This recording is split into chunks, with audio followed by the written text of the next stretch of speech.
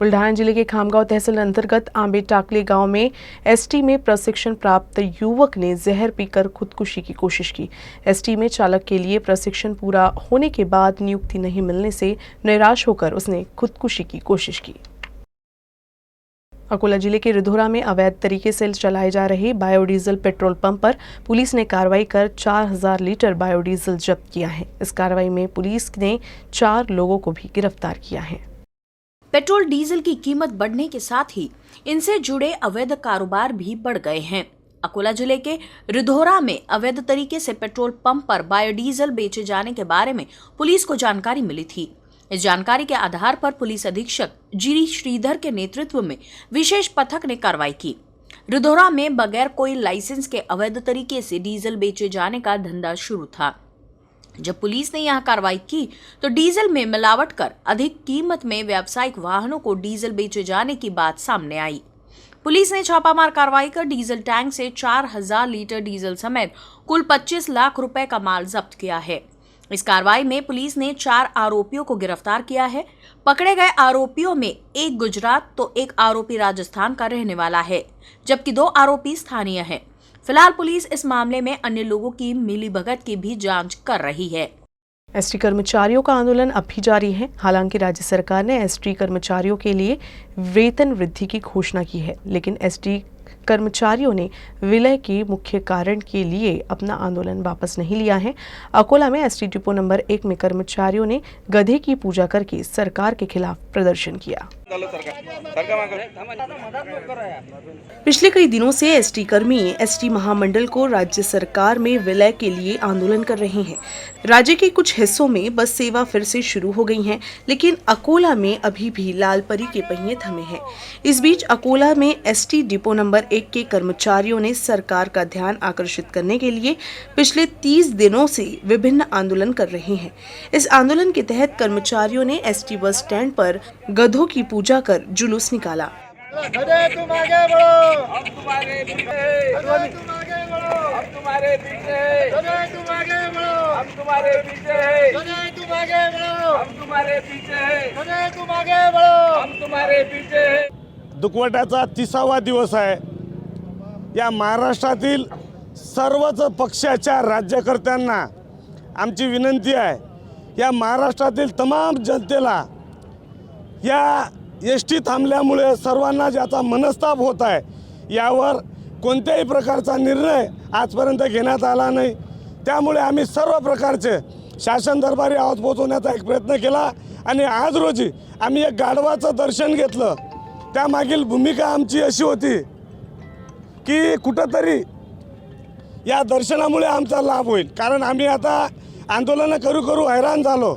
आम्ही आवाज पोहोचवण्याचे आमचे सर्व प्रयत्न कमी पडत आहे, तरी सुद्धा या सर्व देवामध्ये एक गाढवही आमच्यासाठी देव आहे, म्हणून आम्ही आज यांचं दर्शन घेतलं, त्यांचं पूजन केलं या प्रसंगी की आम्हाला हा देव पावला पाहिजे। बुल्ढाना जिले में काफी दिनों से एसटी कर्मी हड़ताल पर हैं। इस बीच बुधवार को बुल्ढाना जिले के चिखली से करीब 100 कर्मचारियों ने 100 किलोमीटर की दूरी पैदल चलकर श्री संत गजानन महाराज की नगरी पहुंचे। राज्य सरकार में एसटी कर्मचारियों की विलय की मांग को लेकर राज्य भर में कम से कम 1 लाख कर्मचारी हड़ताल पर हैं, जिसमें 42 कर्मचारियों ने विलय के लिए आत्महत्या कर ली और प्रशासन ने हजारों कर्मचारियों को सस्पेंड कर दिया है। बुधवार को बुल्ढाना जिले के चिखली डिपो से करीब 100 कर्मचारी चिखली से शेगांव तक 100 किलोमीटर पैदल चलकर पहुंचे। हमारे संवाददाता फहीम देशमुख ने हालात का जायजा लिया।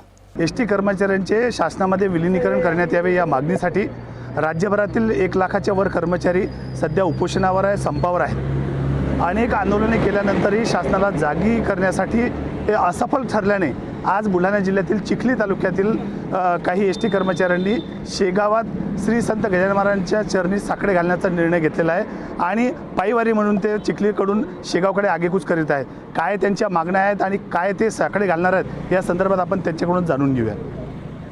कुठून आले आपण आणि काय आपण कुठं कसं काय? आम्ही चिखलीवरून इथपर्यंत श्री संत गजानन महाराज यांच्या चरणी आमची जी मागणी 1 महिन्यापासून सुरू आहे, एसटीचे राज्य शासनात विलीनीकरण झाले पाहिजे।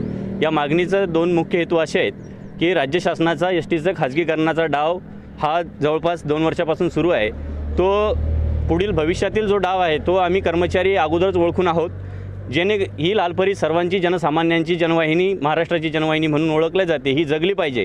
आज महिनाभर झाले सर्वसामान्य जनतेचे प्रवासासाठी जे आर्थिक लूट चालू आहे खाजगी वाहनांकडून, ही थांबली पाहिजे यासाठी आणि एस टी वाचली पाहिजे। भविष्यातील धोक्याची घंटा आणि या 1 लाख कर्मचाऱ्यांच्या नोकरीचा, पोटाचा, उदरनिर्वाहाचा प्रश्न, या 2 मूलभूत प्रश्न या आंदोलनामागे आहेत।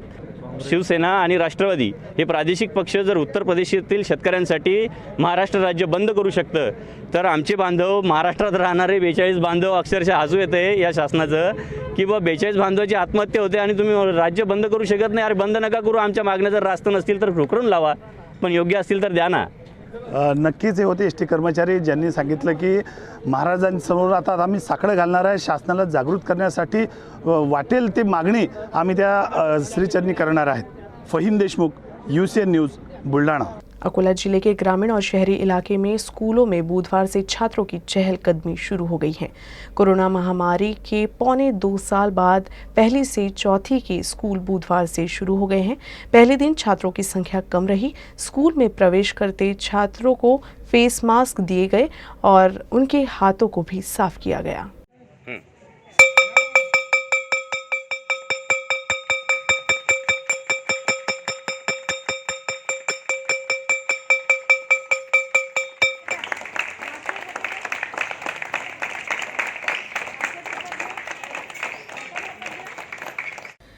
राज्य सरकार ने कोरोना महामारी के बाद स्कूल शुरू करने का फैसला किया है। अब राज्य सरकार ने पहली से चौथी कक्षा तक के स्कूलों को शुरू करने की अनुमति दे दी है और ये स्कूल बुधवार से शुरू भी हो गए हैं। सुबह सुबह स्कूल की घंटी बजी और माता पिता स्कूल पहुंच गए। स्कूल में दाखिले के दौरान छात्रों को सैनिटाइज किया गया, साथ ही मास्क भी दिए गए। शहर के खंडेलवाल इंग्लिश स्कूल में छात्रों को उनके मास्क और हाथों को सैनिटाइज करने के बाद ही स्कूल में दाखिल किया गया। वहीं प्रार्थना के दौरान छात्रों को सोशल डिस्टेंस का पालन करते हुए लाइन में खड़ा किया गया। साथ ही प्रार्थना के बाद कक्षा में विद्यार्थियों को कोरोना के नियमों की जानकारी दी गई। कक्षा में एक बेंच पर केवल एक ही छात्रों को बैठाने की अनुमति दी गई। पहले दिन छात्रों की उपस्थिति क्षमता से कम रही। हालांकि जितने छात्र स्कूल में मौजूद थे, सभी छात्रों में काफी खुशी दिखी। कई महीनों के बाद स्कूल आने के बाद शिक्षकों और साथी छात्रों से मिलने की खुशी छात्रों के चेहरे पर साफ झलकी। नमस्कार, माझं नाव ओवी रवींद्र चिने आहे। माझ्या शाळेचे नाव खंडेलवाल प्राथमिक शाळा आहे। मी शाळेत आल्यावर मला खूप आनंद वाटत आहे आणि मी खूप अभ्यास करणार। मी माझ्या मैत्रिणीसोबत चांगलं राहणार आणि माझ्या टीचरसोबत पण मला अभ्यास खूप आवडतो। क्लासपेक्षा मला शाळा खूप आवडते। पहिला दिवस आहे शाळेचा। बरेच दिवसापासून जे काही ऑनलाईन क्लासेस सुरू होते, तर मुलांना एक उत्सुकता होती, एक आनंदाचं वातावरण। आज जो दिवस आहे, आज जे त्यांना प्रत्यक्ष क्लासेससाठी आणि शाळेत यायला मिळालं, तर मुलांमध्ये प्रचंड असा उत्साह आहे। आणि कोविडच्या सर्व नियमांचं पालन करून आम्ही आजपासून ही शाळा सुरू केलेली आहे आणि मुलांचं स्वागत करत मुलांना योग्य सूचना देऊन आजपासून ही शाळा सुरू आहे। आज 1.5-2 वर्षापासून त्या शाळा बंद झालेल्या होत्या।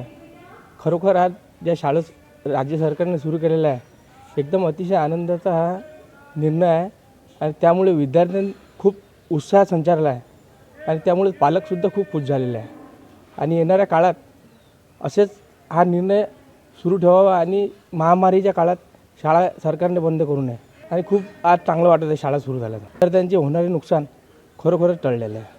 शिव भोजन थाली योजना के तहत ग्राहकों की थाली में भरपेट खाने के ही साथ एक कटोरी सब्जी देना भी जरूरी है।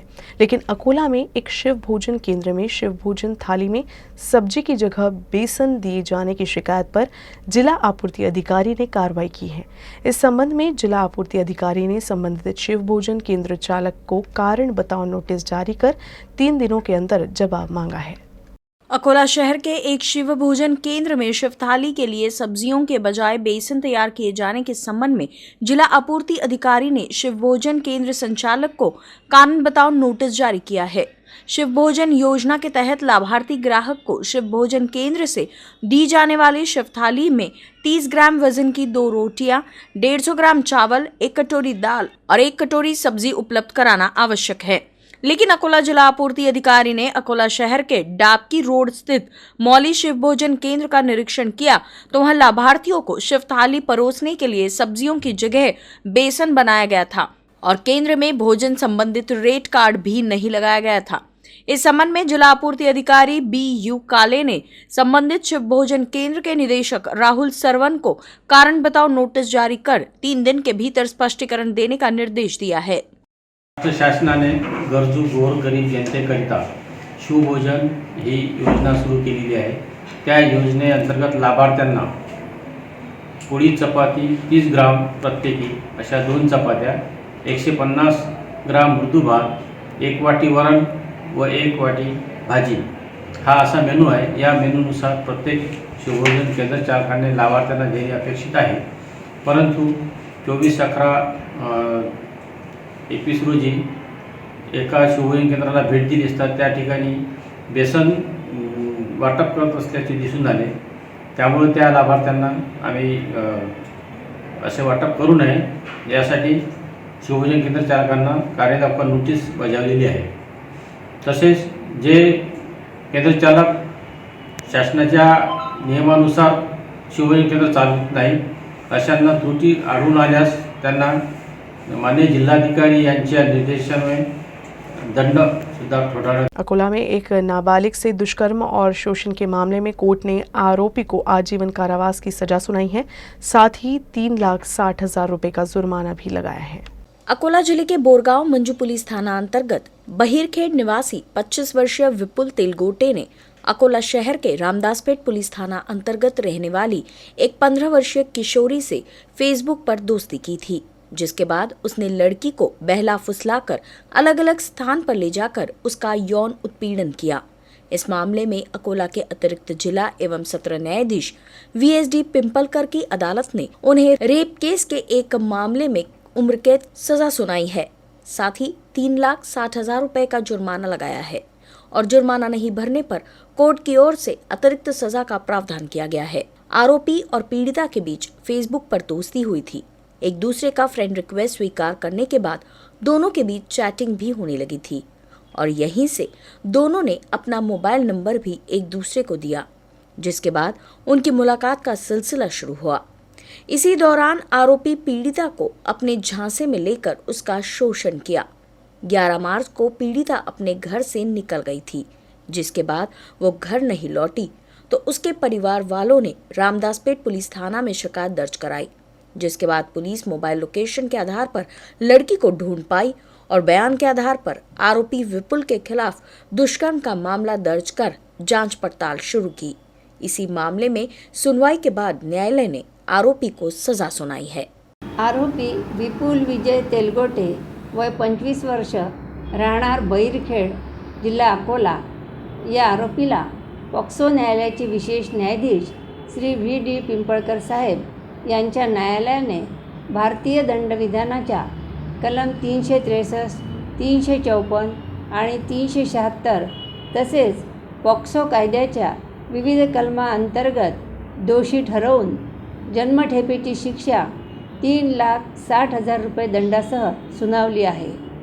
या घटनेची थोडक्यात हकीकत अशी की दिनांक 12/3/2018 रोजी पीडित मुलीच्या वडिलांनी पोलीस स्टेशन रामदासपेठ येथे तक्रार दिली की त्यांची मुलगी ही न सांगता घरून निघून गेलेली आहे।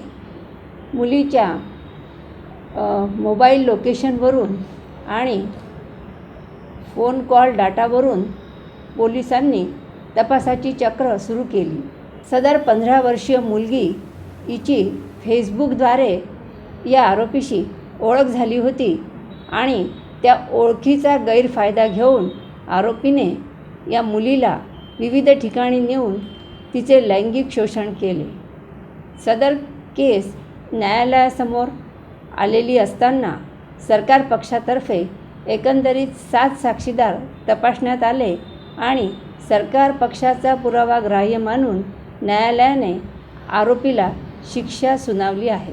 अकोला जिला परिषद में रिक्त 2 सभापति की नियुक्ति किए जाने के बाद इस फैसले को चुनौती देने वाली याचिका पर अमरावती के संभागीय आयुक्त के समक्ष दोनों पक्ष की दलीलों को पेश किया गया है। इस मामले में 14 दिसंबर को अंतिम सुनवाई होगी।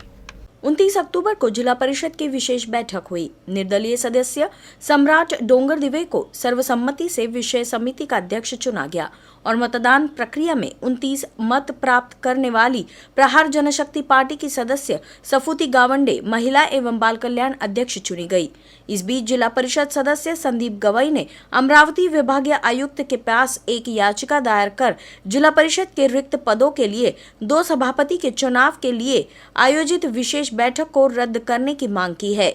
याचिका पर पहली सुनवाई 30 नवंबर को अमरावती विभागीय आयुक्त के समक्ष हुई, जिसमें एडवोकेट देवदत्त गावंडे ने 2 सभापति के चुनाव के समर्थन में अपना पक्ष रखा था, जबकि याचिकाकर्ताओं की ओर से एडवोकेट संतोष राहते और एडवोकेट विनीत शिरसाट अपनी बात रख रहे थे।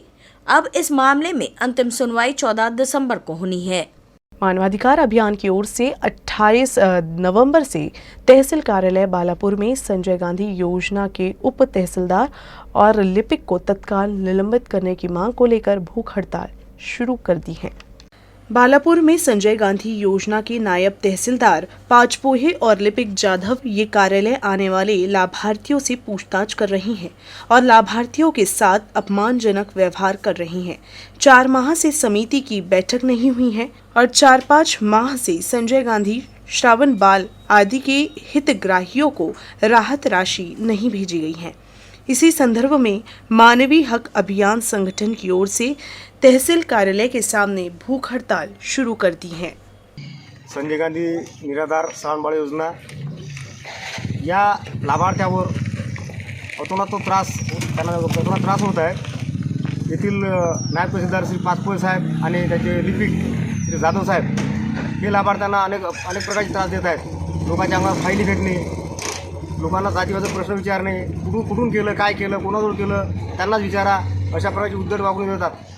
त्यातून आमची मागणी त्याची निलंबनाची होती, पण त्यातून एक सोल्युशन म्हणजे त्यांनी इथे येऊन सर्वांसमक्ष माफी मागावी। दुसरी मागणी म्हणजे संजय गांधी जे हँडिकॅप असतील, श्रावणबाळचे योजनेचे लाभार्थी असतील, त्यांचे पैसे त्यांच्या खात्यात सुरुवातीपासून टाकावे, जे राहिलेले आहेत ते उरून सगळं रक्कम। न्यूज रूम से बस इतना ही। खबरों का सिलसिला यूं ही चलता रहेगा। आप देखते रहिएगा UCN न्यूज़ अकोला।